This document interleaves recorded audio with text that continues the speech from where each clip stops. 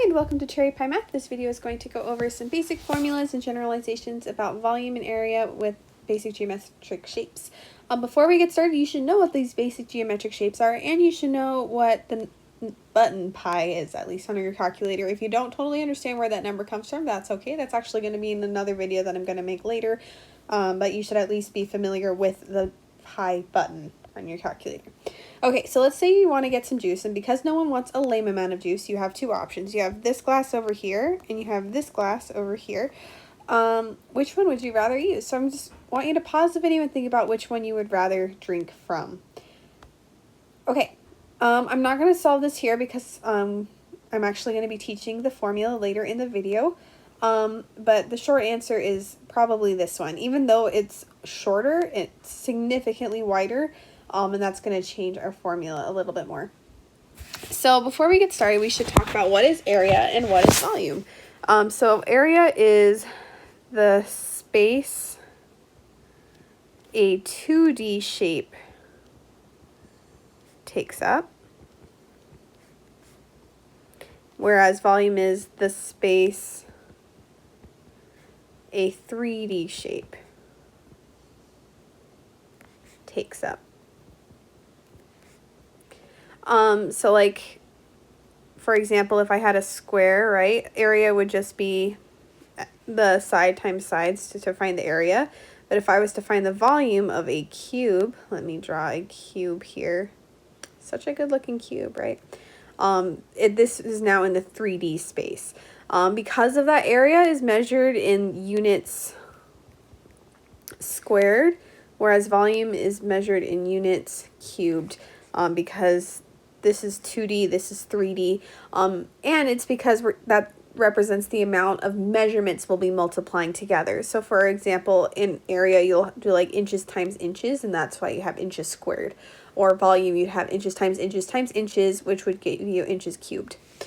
So let's go ahead and start with just some 2D shapes with area. So obviously you know what a circle looks like, I would hope, if you're watching this video. All circles are similar. They all look like this. They're either bigger or they're smaller, but they all look like this. Triangles have a little bit of a different format. They can be like scalene, they can be isosceles, they can be equilateral, they can be right triangles. There's lots of different kinds of triangles that exist. And then parallelograms are... The definition of parallelograms is a quadrilateral, so that means 4 sides where opposite sides are parallel. And I'm writing that down because there's a lot of different kinds of parallelograms, but I'm just going to draw the 4 that we're familiar with. So this is your basic parallelogram where the opposite sides are parallel. There are special types of parallelograms, like a rectangle is a parallelogram because the opposite sides are parallel, but this is a special case where all the sides are at right angles with each other. We have what's called a rhombus, and this is where all 4 sides are congruent. All the sides are equal to each other in length. And then we also have a square, which is kind of like the love child between a rectangle and a rhombus because it's right angles and they're all congruent to each other. So here are your basic ones. I wrote what's called the formula down here. This is how you would find it. So if you wanted to find the area of a circle, that's what the A stands for. A stands for area. You would do pi times r squared, and r is the length of the radius. And just a quick reminder, radius is only from the center to any point on the outside.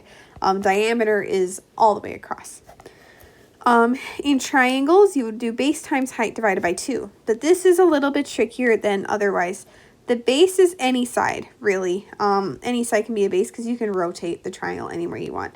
The height, so I'm going to write that down actually. A is area again.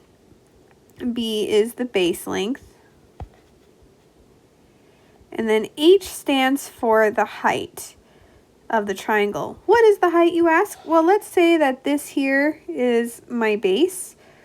The height is the distance between the opposite angle or the opposite vertex and the base at a right angle. So here's the opposite angle.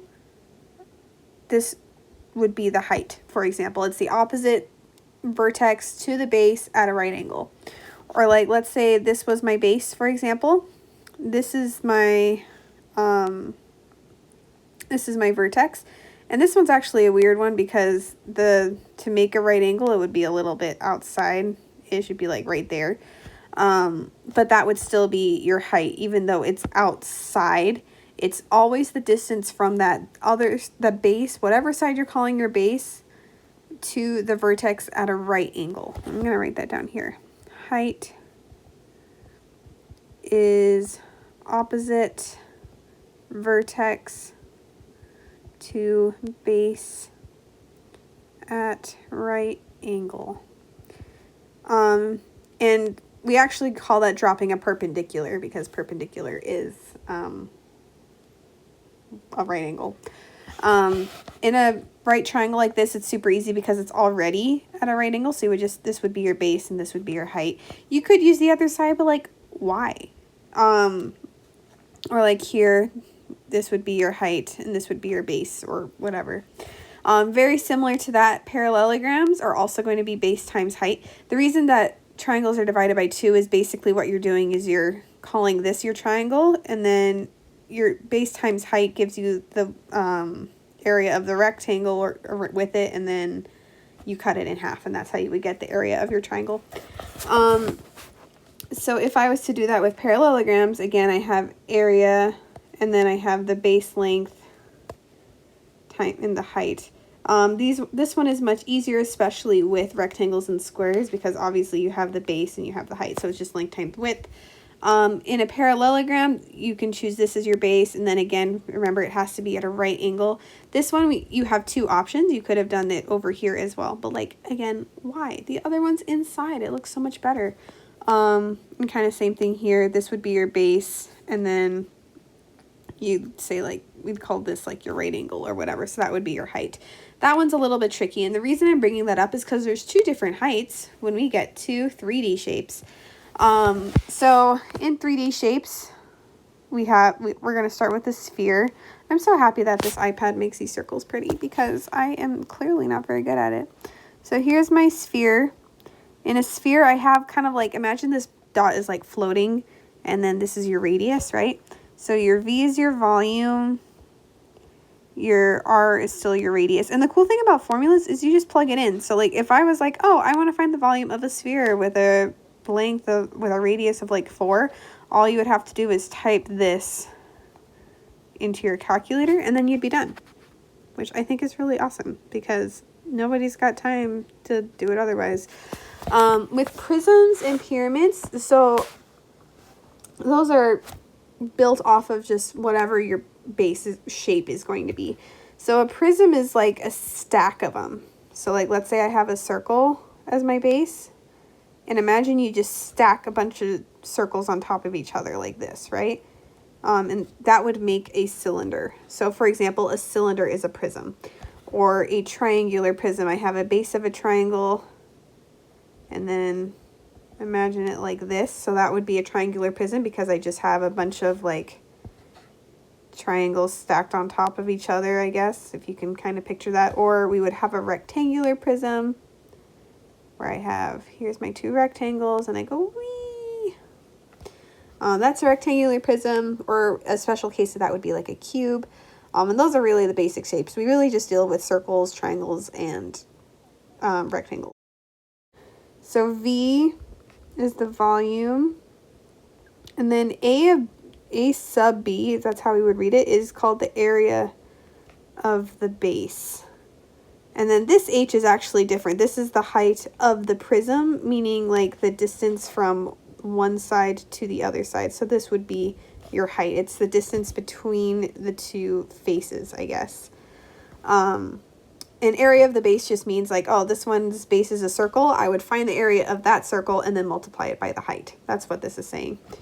So like I said, so this is like the area of one of the faces or the base shape, and then you would multiply it by how tall it is, how many you stacked it by, which makes sense when you think about it. You're basically multiplying a shape over and over and over, or adding a shape over and over and over onto itself.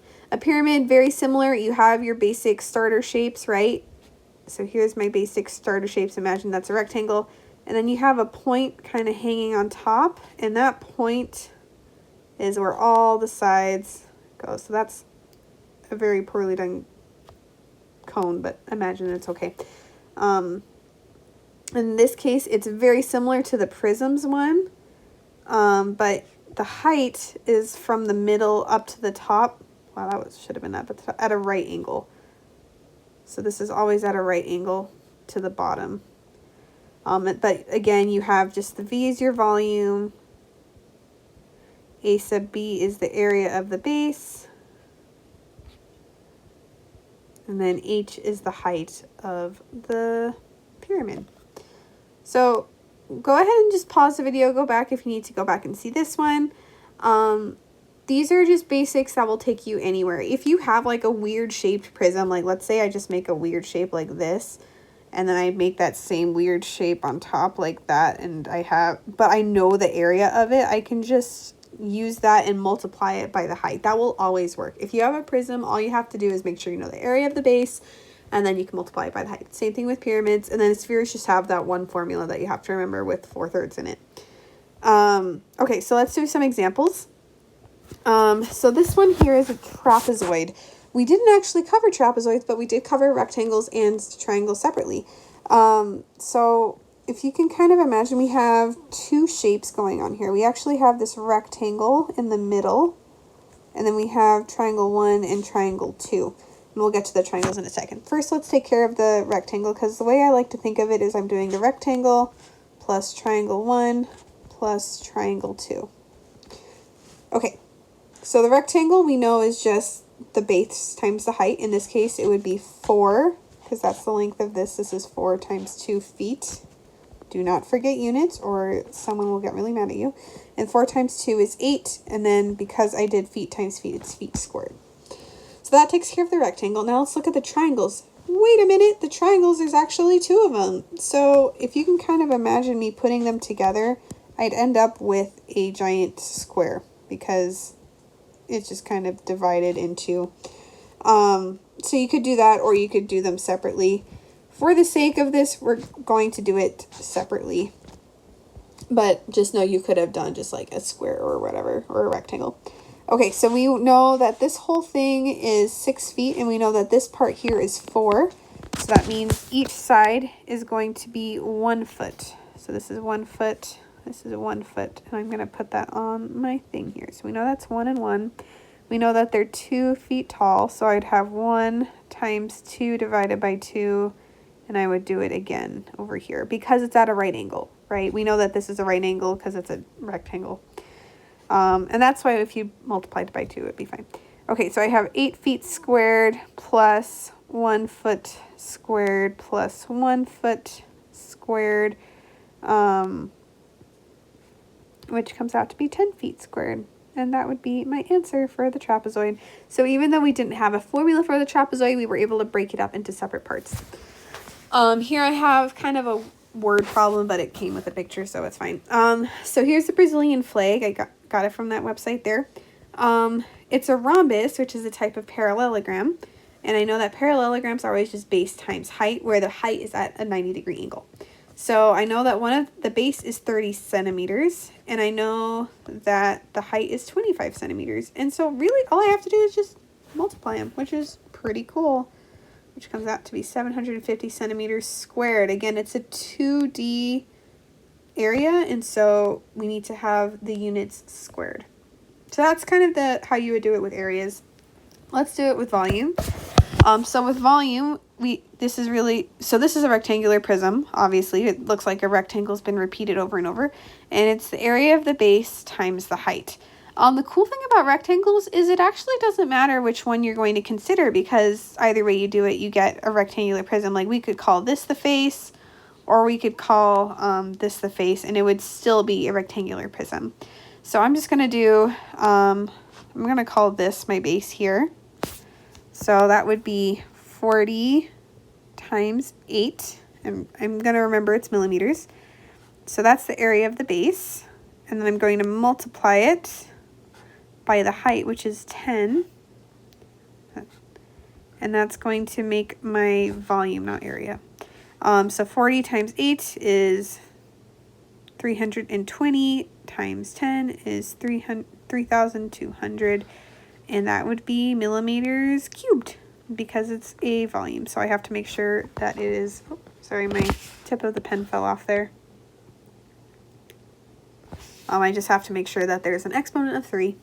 Last one, if an ice cream cone can be approximated by a sphere on top of a cone. Okay, so we're going to make a circle, and we're going to pretend like the cone is like this.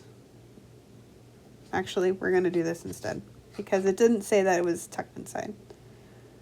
So we're going to have this here. Woo. Assume that the cone is 3 inches tall. So we're going to say that's 3 inches.